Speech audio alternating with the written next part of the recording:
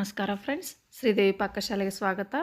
ನಾನು ಇಂದು ಮೊಳಕೆ ಕಟ್ಟಿದ ಮಡಿಕೆ ಕಾಳು ಪಲ್ಯವನ್ನು ಯಾವ ರೀತಿ ಮಾಡಬೇಕೆಂದು ತೋರಿಸಿಕೊಡುತ್ತೇನೆ. ಮೊಳಕೆ ಕಾಳು ತುಂಬ ಪ್ರೋಟೀನಿಂದ ಕೂಡಿರುತ್ತದೆ. ನೋಡಿ ಫ್ರೆಂಡ್ಸ್, ವಾರದಲ್ಲಿ 3 ಸಾರಿ ಆದರೂ ಮೊಳಕೆ ಕಟ್ಟಿದ ಕಾಳು ಪಲ್ಯವನ್ನು ಮಾಡುವುದರಿಂದ ಹೆಲ್ತಿಗೂ ಕೂಡ ತುಂಬ ಒಳ್ಳೆಯದು. ನೋಡಿ, ಈ ಪಲ್ಯ ಮಾಡಲು ಬೆಳ್ಳುಳ್ಳಿ, ಹಸಿಮೆಣಸಿನಕಾಯಿ, ಟೊಮ್ಯಾಟೊ ಮತ್ತು ಈರುಳ್ಳಿ, ಅರಿಶಿನ ಪುಡಿ, ಜೀರಿಗೆ, ಸಾಸಿವೆ, ರುಚಿಗೆ ತಕ್ಕಷ್ಟು ಉಪ್ಪು, ಎಣ್ಣೆ ಮತ್ತು ಮೊಳಕೆ ಕಾಳು ಬೇಕಾಗುತ್ತದೆ. ನೋಡಿ ಫ್ರೆಂಡ್ಸ್, ಹೆಸರು ಕಾಳನ್ನು ಕಟ್ಟಿ ಈ ರೀತಿ ಮೊಳಕೆ ಬರಿಸಿ ಮಾಡಬಹುದು.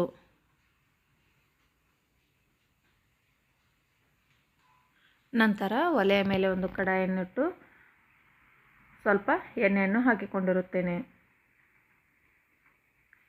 ಎಣ್ಣೆ ಸ್ವಲ್ಪ ಬಿಸಿಯಾದ ಮೇಲೆ ಸ್ವಲ್ಪ ಜೀರಿಗೆ ಮತ್ತು ಸಾಸಿವೆಯನ್ನು ಹಾಕಿ ಅವು ಚಟಪಟ ಅನ್ನುವರೆಗೂ ಬಿಡಬೇಕು.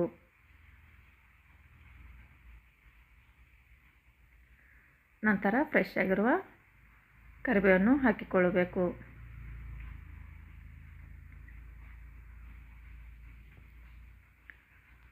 ನೋಡಿ ಫ್ರೆಂಡ್ಸ್, ಇಲ್ಲಿ ನಾನು ಬೆಳ್ಳುಳ್ಳಿಯನ್ನು ಈ ರೀತಿ ಸಣ್ಣ ಸಣ್ಣದಾಗಿ ಕಟ್ ಮಾಡಿಕೊಂಡಿರುತ್ತೇವೆ.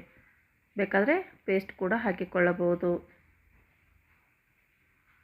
ಬೆಳ್ಳುಳ್ಳಿ ಸ್ವಲ್ಪ ಹಸಿ ವಾಸನೆ ಹೋಗುವವರೆಗೂ ಇದನ್ನು ಫ್ರೈ ಮಾಡಿಕೊಂಡು ನಂತರ 3 ರಿಂದ 4 ಹಸಿಮೆಣಸಿನಕಾಯನ್ನು ಈ ರೀತಿ ಸಣ್ಣದಾಗಿ ಕಟ್ ಮಾಡಿಕೊಂಡಿರುತ್ತೇನೆ. ಹಸಿಮೆಣಸಿನಕಾಯಿ ಪೇಸ್ಟನ್ನು ಕೂಡ ಹಾಕಿಕೊಳ್ಳಬಹುದು. ನೋಡಿ ಫ್ರೆಂಡ್ಸ್, ಪೇಸ್ಟ್ ಹಾಕಿದರೆ ಪಲ್ಯ ತುಂಬ ಖಾರವಾಗುತ್ತದೆ ಎಂದು ನಾನು ಇಲ್ಲಿ ಸಣ್ಣದಾಗಿ ಕಟ್ ಮಾಡಿಕೊಂಡು ಹಾಕಿಕೊಳ್ಳುತ್ತೇನೆ. ನಂತರ ಹಸಿಮೆಣಸಿನಕಾಯಿ ಪೂರ್ತಿಯಾಗಿ ಫ್ರೈ ಆದ ಮೇಲೆ ಈರುಳ್ಳಿಯನ್ನು ಸೇರಿಸಿಕೊಳ್ಳಬೇಕು. ಈರುಳ್ಳಿ ಬಣ್ಣ ಚೇಂಜ್ ಆಗುವವರೆಗೂ ಇದನ್ನು ಫ್ರೈ ಮಾಡಿಕೊಳ್ಳುತ್ತೇನೆ. ನೋಡಿ ಫ್ರೆಂಡ್ಸ್, ಇದಕ್ಕೆ ರುಚಿಗೆ ತಕ್ಕಷ್ಟು ಉಪ್ಪನ್ನು ಸೇರಿಸಿ ಚೆನ್ನಾಗಿ ಮಿಕ್ಸ್ ಮಾಡಿಕೊಳ್ಳಬೇಕು.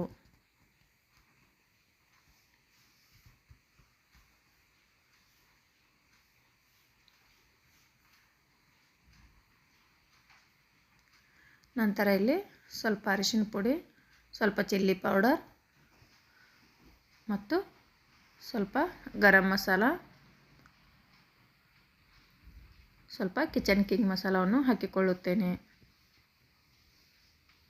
ಇವೆಲ್ಲವೂ ಎಣ್ಣೆಯಲ್ಲಿ ಚೆನ್ನಾಗಿ ಫ್ರೈ ಆಗಬೇಕು.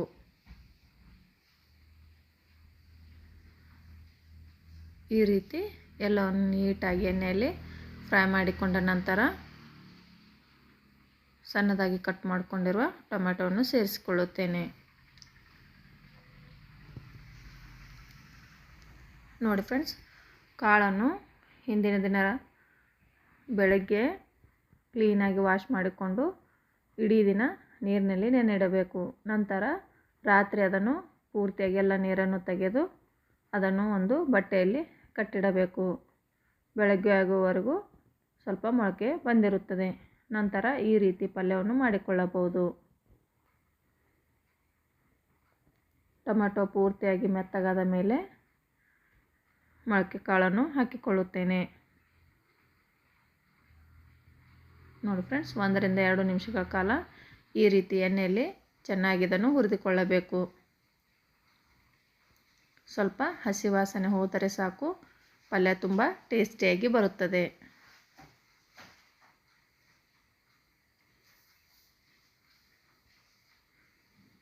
ನೋಡಿ ಫ್ರೆಂಡ್ಸ್, ಈಗ ಕಾಳು ತುಂಬ ಚೆನ್ನಾಗಿ ಹುರಿದಿರುತ್ತವೆ.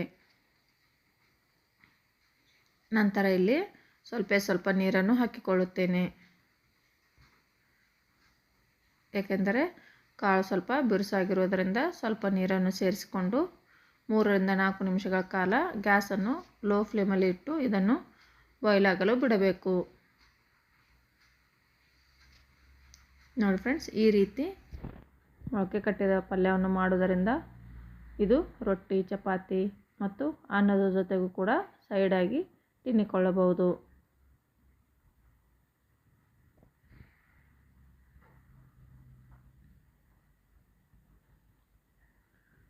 ನೋಡಿ, ಈಗ ಪಲ್ಯ ರೆಡಿ ಆಯಿತು. ಇದಕ್ಕೆ ಸ್ವಲ್ಪ ಗುರೆಳ್ಳು ಪೌಡ್ರನ್ನು ಕೂಡ ಮೇಲ್ಗಡೆ ಹಾಕಿಕೊಳ್ಳಬಹುದು. ನೋಡಿ ಫ್ರೆಂಡ್ಸ್, ಉತ್ತರ ಕರ್ನಾಟಕದ ಕಡೆ ಈ ಪಲ್ಯ ತುಂಬ ಫೇಮಸ್ ಆಗಿರುತ್ತದೆ.